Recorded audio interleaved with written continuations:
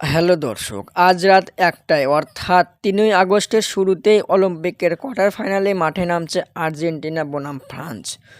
২০২২ বিশ্বকাপে ফ্রান্সকে হারিয়েই চ্যাম্পিয়ন হয়েছিল আর্জেন্টিনা। এবার সেই দিনটার পালা। আবারও ফ্রান্সকে হারিয়ে অলিম্পিকের সেমি নিশ্চিত করতে চায় আর্জেন্টিনা। দর্শক, অন্যদিকে আর্জেন্টিনাকে হারাতে মারিয়া ফরাসিরা। আর্জেন্টিনাকে হারিয়েই ২০২২ বিশ্বকাপের প্রতিশোধ নিতে চায় ফ্রান্স। আজ রাত ১টায় জমবে খেলা। ফ্রান্স আর্জেন্টিনা দুই দলই কঠিন প্রতিপক্ষ। ফ্রান্স কঠিন প্রতিপক্ষ হলেও আর্জেন্টিনা ফ্রান্সকেই হারিয়েই সেমিতে সহজ প্রতিপক্ষ চায়।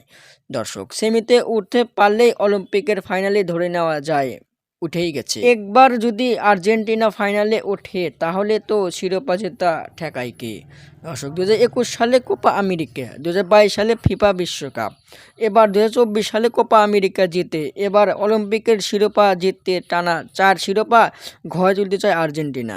দর্শক, আপনাদের মতামত কি? আর্জেন্টিনা কি পারবে ফ্রান্সকে হারিয়ে সেমিতে উঠতে? কমেন্টের মাধ্যমে জানিয়ে দিন। ধন্যবাদ।